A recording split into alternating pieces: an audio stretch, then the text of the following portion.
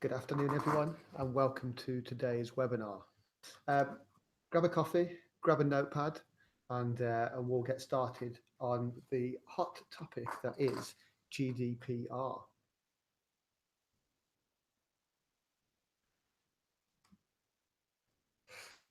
So today we're going to look at some of the myths and uh, some of the kind of inaccuracies that exist at the moment around GDPR. I'm sure, like me, you're getting two, three, four, half a dozen different emails every day telling you to opt back in to different marketing lists. Now, a lot of these email campaigns are existing because of some of the myths that are circulating at the moment around GDPR. So we can take a look at some of these. We've got some expert advice on Parago Wales, who I'll introduce you to in a moment. We're going to give you a final checklist as we're about a week away now from that kind of milestone date of the 25th of May. So these are your hosts today. So these are your presenters. Myself, Stuart Banbury, on the left-hand side of your screen there. We're also joined by Victoria Ford, who's a director from Parago Wales. Parago Wales are a digital transformation consultancy based in Wales. And we're also joined by James Haywood, who's our customer success manager here at Social Signing. So just a few housekeeping rules before we get started. So all microphones are muted. If you would like to take part in the discussion, then you'll need to be logged into YouTube and enter your questions in the chat box in the top right hand corner of your screen. If we have some time at the end, we'll pick these up and we'll answer some of those and hopefully bring even more clarity to some of the topics we're covering today. I will also send out a recording of the webinar, so if you do have to dip out a bit early, don't worry about that. Everybody that signs up to today's webinar will be sent a recording afterwards. So some of the topics we're going to look at today are as follows. We're going to take a quick look at the general state of readiness in the UK around GDPR. So we ran a quick survey just to get a bit of a feel for what stage organisations are at in terms of getting ready for GDPR. We're then going to take a look at how you hold data and how you process that data and what grounds you have to process that data. We're going to take a look at the rights that individuals have to request their data. We're going to take a look at how we gain that explicit consent and how we store data. And then we're going to take a quick look at some of the latest advice from the ICO themselves.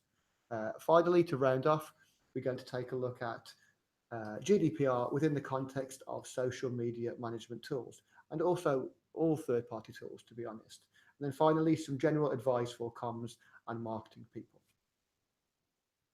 So a couple of slides on our host today. So Social Signing, we are a social media management platform based in sunny Birmingham, and it is actually sunny today, 2 days in a row, in fact. So yeah, we're very grateful for that.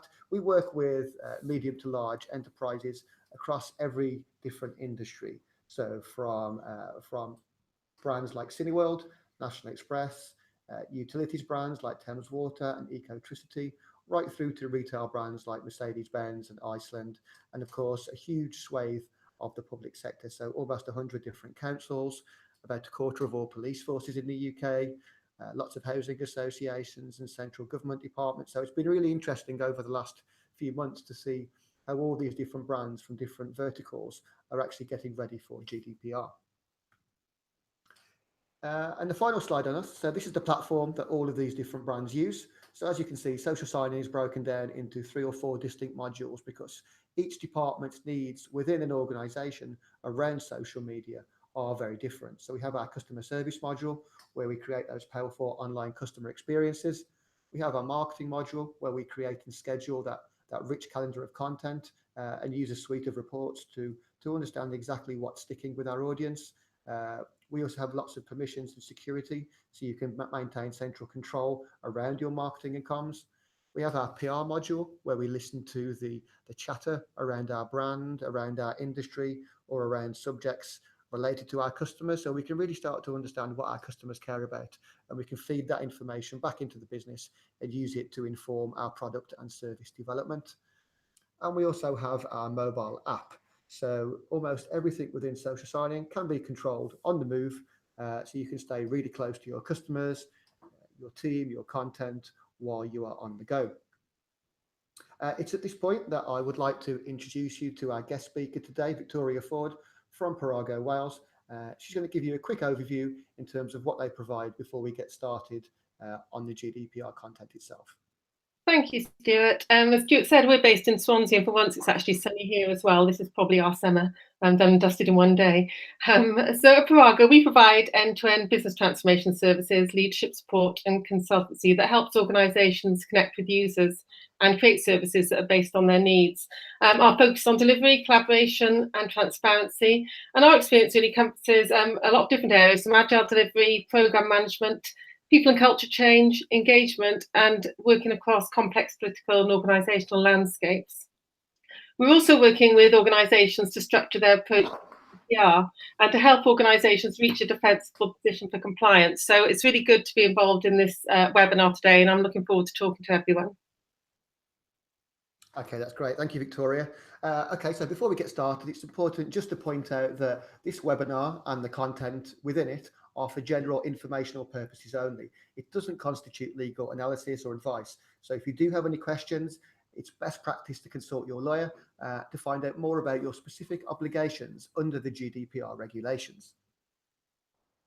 Okay, so let's take a quick look at the backdrop in terms of the state of readiness around GDPR in the UK at the moment. So it's great to see that pretty much all of the brands and organisations that we surveyed were up towards the upper end of that scale. So kind of 30, 40, 50% of brands are feeling either well prepared or fairly well prepared for GDPR. So it's great to see that everyone's been reading the blogs, watching the webinars and making those internal changes to their policies and practices.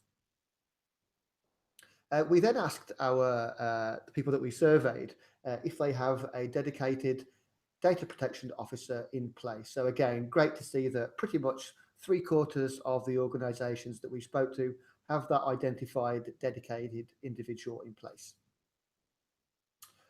And finally, we also asked, how much do you know personally about GDPR? So this one was slightly more interesting. So just under 60% of those people that we surveyed said that they know a bit, but not in any detail. So that was one of the drivers for today's webinar. So hopefully we can start to flesh out some of that detail, bring a bit more clarity, and just kind of revisit some of the best practices as we move towards that milestone date of the 25th of May. The final question that we asked was, do you know what personal data you hold and where? So again, almost 60% of organisations said we have an overview and we can identify data if we need to. So again, brands really starting to kind of conduct those effective audits just to understand what data they hold and if they have a legal basis for holding on to that. So for the next few slides, I'm going to hand you over to Victoria, who's going to revisit some of the essential items, requirements and elements around GDPR and some of these best practices, because these are all applicable not just for social media, but across any different media channel that you're communicating with your customers on. So Victoria, it's over to you for the next section of the webinar. Thank you. As Stuart said, these new regulations kick in just over a week's time now. I think most organisations know that even if they've reached a defensible position for compliance, the 25th of May is just a date, and there's plenty to do to reach and maintain compliance with GDPR beyond the 25th of May. If you haven't already, now is a good time to step back and ask yourselves where you are with these 6 steps. From our experience, any organisation, or even part of an organisation, can think about these 6 areas to make sure that you have a defensible position for compliance. Having a structured approach and a logical action-based way of thinking about GDPR breaks it down and focuses your efforts on the highest priority items. I'm going to talk a little bit more about these 6 steps: awareness, information you hold, lawful basis for processing, gap analysis, the individual rights test, and third-party data sharing. So raising awareness, particularly with decision makers and key people in your organisation, is critical. They need to appreciate the impact this is likely to have and their role in the protection of personal data. If you've done nothing else to prepare for GDPR, make sure you've done this. Awareness starts the data protection by design and default journey, prompting people to think differently about the data we use, why we use it, and the impact if things go wrong. Think about who needs to understand the changes, what they need to know, and how you share that information with them. Setting out the key changes is important, but making them relevant and engaging more so. So where are you with your awareness? Ask yourself, do you and your teams know about the changes that GDPR brings and what you need to do differently as a result? Understanding what data we hold, why we hold it, and who has access to it is a core requirement of GDPR under Article 30. It's also a critical component in helping make effective decisions when you're preparing for GDPR and addressing any gaps between the current and target state. So the 5 W's are the key questions to ask about the personal information you hold. What information do you hold? Where is it held? Why do you hold it? Who has access to it? And who do you want to share it with? You may need to arrange an information audit to capture and understand this information, but it's really worthwhile doing so because this will form the backbone of your analysis and the basis of understanding how you and your organisation are going to reach GDPR compliance. Under GDPR, if we capture personal information, we have to have a lawful basis for doing so. Most lawful bases require that processing is necessary. If you can reasonably achieve the same purpose without the processing, then you're not going to have a lawful basis for holding it. The lawful bases for processing are set out in Article 6 of the GDPR, and at least one of these must apply whenever you process personal information. These are legal obligation, legitimate interest, vital interest, public task, contracts, and consent. We have to make sure we're clear of our basis for each type of information that we process. There are a number of things that can help answer this question. Understanding the information we hold, workshops with key stakeholders, including your DPO, to understand and document the core purpose of processing the data, and even customer journey mapping, trying to understand from your users how they expect their information to be handled. For example, if we think we have legitimate interest to process someone's personal information to offer them a service, speaking to customers, understanding how they expect us to handle it, can validate our decisions and provide a robust source of evidence. It also forms a basis for keeping people informed. When we understand why we hold data and our basis for processing it, we can ensure our customers are made aware.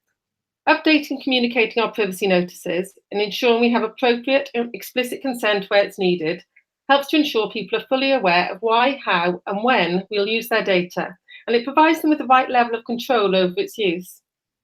I'll be talking a little bit more about consent later on in the webinar. But if you're not sure of the lawful basis for the information you're processing, the Information Commissioner's Office's website has got an easy-to-use guide that will help you think through your purpose for processing and what legal basis that you're likely to be relying on. Once you've got a clear view of the information you hold and the basis for processing it, a gap analysis helps you understand the difference between your as-is and the GDPR target state. This will help you understand your risk exposure and pull together a plan to prioritise and mitigate your key problem areas. It also allows you to document the areas and articulate the reasoning behind a particular decision or course of action. This is a key piece of evidence to provide visibility over your thinking and decision-making about how you handle personal information, and transparency is a key area under all of GDPR. GDPR gives far more control back to the individual over the way in which their data is processed. It introduces a number of individual rights, including the right to erasure, the right of access, and the right to object. Ask yourself whether your organisation is ready and able to respond to these rights. If someone asks for all of the information you hold on them to be deleted, would you know how to find that information, what the impact would be on the services you provide if you delete it, and if you did need to delete it, how you'd actually do so? We found this letter a mock-up of the kind of thing an individual could send to an organisation post-May on LinkedIn. If you Google the nightmare letter, a subject access request under GDPR, it'll come up. Have a read and take the test. Would you be ready to respond? And don't forget, GDPR isn't just relevant to the personal information you hold and process. You need to think about the organisations you share personal information with. Understand the basis on which you share that data with them, and also be confident that those organisations are themselves GDPR compliant. You need to consider documenting the specific information that will be shared with third parties and how the information will be transmitted between parties in a secure way. And it's not just about formal contracts either, it's about all data sharing agreements. So following these 6 steps is a way to bring focus and control to how you approach GDPR. Hopefully, you're already a fair way through these steps and have reached a good position for compliance, but checking against them now will help you understand where to focus your efforts, both now and post May 25th, which is next Friday. Yeah. So let's talk a little bit more about consent. Under GDPR, consent means offering individuals real choice and control. Genuine consent should put individuals in charge, build trust and engagement, and enhance your reputation. Unlike previous data protection law, consent under GDPR requires a positive opt-in. That means moving away from pre-tick boxes or any other method of default consent. Explicit consent requires a very clear and specific statement of consent, separate from other terms and conditions and clearly set out. Vague or blanket consent isn't enough. If you are relying on consent to process personal information, then you need to be aware that GDPR gives a specific right to withdraw consent as well. You need to tell people about their right to withdraw and offer them easy ways to do so at any time. It isn't enough to say that you're asking for consent. You need to keep evidence of that consent, who, when, how, and what you told people. You must keep a record of when and how you got consent from the individual and exactly what they were told at the time. If you haven't done so already, you should review all of the personal information you hold, and if you're processing it on the basis of consent, you need to make sure that your consent meets those higher standards that are set out under GDPR.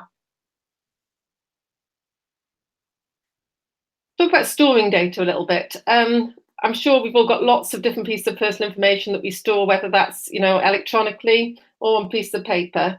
But you should only be storing personal information if you have a legal basis for processing it, and only for as long as it's required. You can only keep it for as long as it's needed to provide the service, or if it's required under another lawful basis for doing so. For example, if you have regulations like financial regulations that require you to hold information for a certain length of time. Under GDPR, you can't keep personal information just in case. You need to make sure that you're only storing data you're entitled to hold and only for as long as you need it. So, getting ready for GDPR, ensuring you're in that position for compliance, yes, you are likely to need technical and process changes. But unless you think about the people in your organisation, your chances of complying with GDPR are slim. Internal communications teams have got a key role to play in building awareness and understanding and developing a culture of privacy by design and default. You can change processes, introduce policies, update your technology, but if you don't focus on your people, your compliance journey will be slow and faltering. You really need to be thinking about people, not process, as part of your overall GDPR readiness. So before you do anything else around communicating GDPR, talking to people, raising awareness, you need to start conversations. Get out and listen to what your organisation is saying. On the screen are some of the common reactions we get when we talk about GDPR to people in organisations. So it can feel a little bit terrifying, like a blocker to getting on, a blocker to delivering. And often people almost collect personal information as an insurance policy, and others don't think they use any data at all. And as Stuart said, I think we're all just getting a little bit tired about GDPR, particularly with all the emails that we're getting at the moment. So there's quite a lot of people saying, oh, more GDPR stuff. Do I really need to hear about this? But unless you start those conversations, you won't get a feel for the thinking that's happening in your organisations now and the challenges and opportunities that people are seeing. So a couple of months ago, I came across these posters designed by Co-op Digital to help raise awareness internally within their organisation. You'll see that they've simplified the language, kept the design clean, but for me, most importantly, they've made it real for people. They've turned it around for staff to understand what GDPR means to them. So they've focused it on the rights that GDPR gives them as individuals and provides a pointer to further information. They've also produced a GIF to use on screens. Here's the next, yeah. I'm not sure if that GIF's actually running, but it actually runs as a screensaver, bringing up the rights so people can see it in a way that works for them. Again, it's clean, it's simple, and it gets colleagues thinking about how GDPR works for them.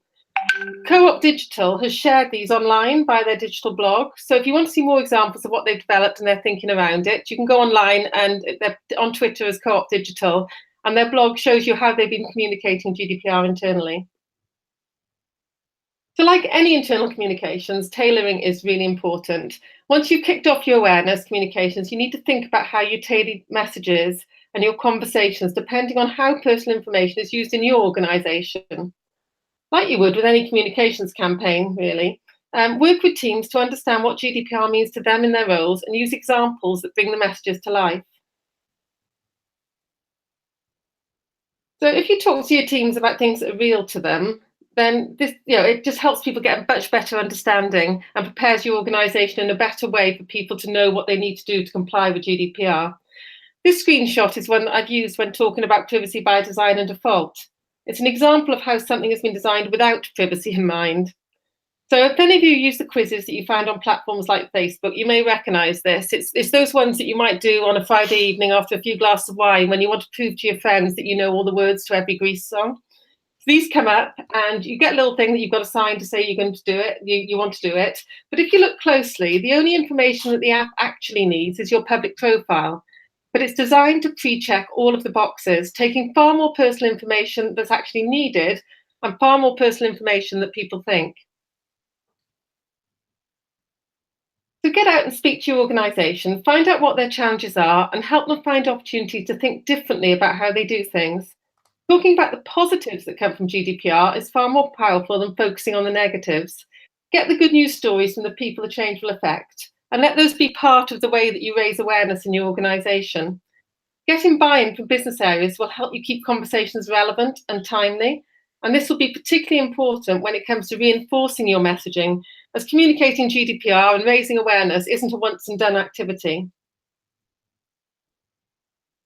Reinforcing messages means that you need to go way beyond the 25th of May and the introduction of GDPR. Awareness has to be an ongoing process that all of your organisation is engaged with. So 25th of May 2018, it's just around the corner, but it's also just the beginning. Like I say, this isn't a once and done change with a time-bound messaging around awareness. You need to think about your ongoing communications, how you want to engage with your organisation, and how you build GDPR messaging into the wider organisation and thinking. So we all like a bit of positive reinforcement. So if you focus on those positive outcomes as a result of GDPR, you're going to increase your success of a sustainable shift in culture as well. So find the good news stories, share them, keep the conversations going, and make sure you've got a network across your organisation who can own messages and keep them relevant. If you get this right, you'll quickly see the conversation starting to change. People will start to think differently about GDPR and protecting personal information. GDPR brings some real opportunities for organisations to think differently about how they operate. Focus on the positives, and the opportunities that GDPR can bring will give you significant benefits to the way that you deliver your services. So remember, transparency and accountability are key, and these are the underlying principles of GDPR. Keep thinking about privacy by design and default. How can you keep privacy at the forefront of how policies are designed and delivered? And finally, GDPR is about giving more rights to individuals. Put these at the heart of your organisation and your thinking, and you can start to shift the conversation and start to shift the way the organisation is thinking about GDPR. So I'll hand you back to Stuart now, who's going to take a little bit of a closer look at social media in particular. That's fantastic. Thank you, Victoria. That was great. Yeah, I think really important just to revisit some of those key points around GDPR as it's just around the corner. And like Victoria said, it's not the end. It's pretty much just the start to building those kind of new processes, new practices, and quite often changing the culture within an organization as well around data. So, okay, so what about social media within the context of GDPR? So the latest advice from the Information Commissioner's Office says that if you are using personal data obtained from social media, then you still need to comply with GDPR. So it can't be treated any differently to any other communication channel or process that you're using. So if you are holding personal data from customer service inquiries on social media, you need to ask yourselves, do you have a legitimate reason for holding on to it? And this is where we can refer back to those six bases for processing that Victoria referred to earlier. If yes, then you can still hold on to it, but if no, then you must delete it. Finally, do you know what data you have obtained and hold from social media? If not, it will be very difficult to to be compliant. So ensure that social media has been included in all of your organisational audits. And if it hasn't been, make sure that you include it going forward. Now, retention periods is probably, although there are several grey areas and areas for interpretation around GDPR, retention periods is certainly one of those. So there is no specific defined retention period that's advised by the ICO or through GDPR itself. So you need to ask yourself, what is fair and acceptable? Why did you, or how did you obtain that data in the first place? And what is fair and reasonable to hold on to that and to use it? So refer back to the original purpose that you obtained that data in the first place when you're asking yourself what the retention period is suitable for that piece of data. Now, the ICO themselves have said this month that they're not going to search out GDPR bad practice by individual organisations, but that they will respond to complaints and investigate. So it's really important that you are always working towards that best practice and refining your techniques going forward. Now, social media tools themselves, for this section, I'm going to hand you over to our Customer Success Manager, James Haywood, who's going to talk through social media management tools within the context of GDPR. Thank you, Stuart. So, yes, obviously, Victoria and Stuart have gone through all the background details, but what I want to talk about today is how that relates back to the use of a tool, a social media kind of management tool. Now, obviously, there's the first kind of steps that you always need to make sure that anyone who's using a social media management tool to look after kind of customer relations, customer contacts, and that kind of thing, they obviously need to have access to your updated handbook. They need to have updated access to training so they can understand their obligations to GDPR. Also, in regards to the social media accounts that you hold, you need to make sure that you have all those passwords and all access to those accounts, just to ensure that all those people who are dealing with those different social media accounts that could be seen to represent you as a business, again, they're upholding their obligations, they are acting as they should. So yeah, again, it's actually another reason why using a social media management tool in these kind of situations is quite valuable, because you can still monitor and understand how everyone are using those social media accounts. You won't get anyone going rogue and handling things their own way. You can bring them back into that policy, that centralized policy. Obviously, strong passwords and knowing those passwords for all those accounts is crucial as well, so you can jump into those accounts as required. And often within social media management platforms, you will find free text fields, and it's important that the team using these systems understands, and that you understand that anything that goes into those free text fields also needs to be compliant too. Don't use those fields to store private information beyond the design of those fields. It's not what they're for. And anything you can say in those fields could actually be requested by that member of the public. So essentially, don't say anything on a private note that you wouldn't say to that customer's face, because it can actually get through to them and it could be used by them too. There are options within social media platforms as well to request a private reply or a DM reply. And this is a useful way of bringing people into a private conversation where you can request explicit consent to use that customer, to contact the customer in that way. And you can provide exports of any of the conversations you had should they request them as well. It's also worth understanding as well that the social media platform you use will be in terms of GDPR is a processor, a processor, not a controller. So it's important to ensure that all your staff are following your centralized policies and best practice. And it's also that the tools understand how consent is collected and used, and that anything that they are the data controllers of anything they process through that tool. And before establishing a link from a social account to your CRM record, again, you need to make sure you're getting that explicit permission to be adding that user's social media account or social media link back onto the CRM that you've linked to that tool. Okay, thank you, James. That was really useful. So, in terms of how we can now expand that thinking out in terms of general advice for marketing and for comms people. So, if we look at just a couple of different kind of events and activities that we could be engaged with. So, in terms of events themselves, so if you're holding existing data from previous events, you need to ask yourself, do you have the legal right to still hold on to that data? So how did you obtain it in the first place? What were the circumstances around that? Did you get explicit consent? So again, referring back to some of those 6 bases for processing that Victoria mentioned earlier would be really important. For events going forward, it's really important that you seek freely given, specific, informed, and unambiguous indication for future event marketing lists. So again, we can't have pre-tick boxes and kind of strangely worded opt-in statements. It's got to be very clear and very unambiguous. But again, not to worry. I mean, although this might mean that some of your marketing lists do reduce in size, that size doesn't always equal influence. So a bit like social media, just because you've got a lot of followers, it doesn't mean that you're highly influential or a thought leader on social media. So it's really important that, we don't focus so much on the size of the list, but on the quality of the list. Because if you have a good quality list where everybody has opted in, then you're bound to get much greater engagement.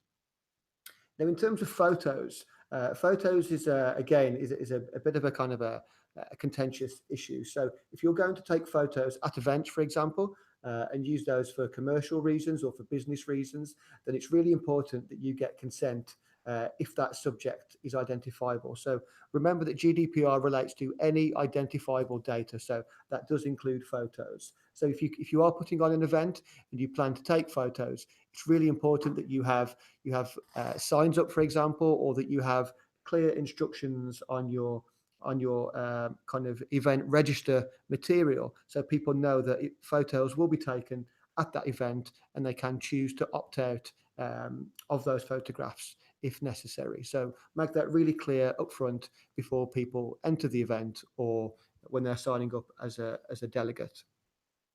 In terms of remarketing and targeted advertising, so in terms of this scenario, then compliance would be delivered by the social media networks themselves. So again, refer back to the T's and C's of the social media networks. Quite a few of them have updated those lately. You probably see a few pop-up messages on Instagram or Facebook or Twitter. A lot of them are changing or making amendments to their T's and C's. So any questions you've got around remarketing and targeting, refer back to the T's and C's of those platforms.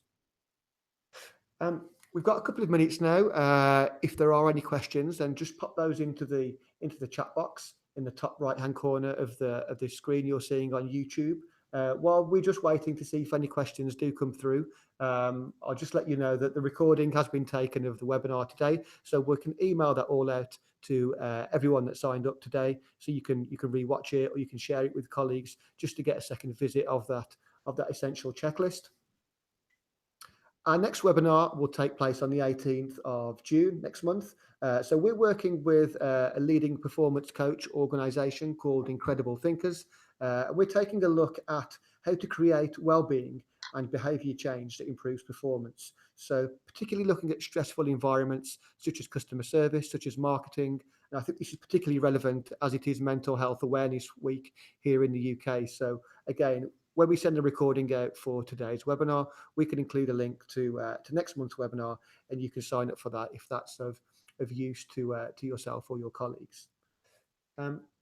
So it looks like we haven't had any questions come through today. So hopefully the content that we've covered off around GDPR has been really useful. I'd like to thank Victoria for joining us today. No, thank you. It's good to be involved. And yeah, look out for the email coming through so you can watch the recording. We're going to sign off now, and thank you all for joining us, and good luck working towards GDPR compliance and some of those best practices.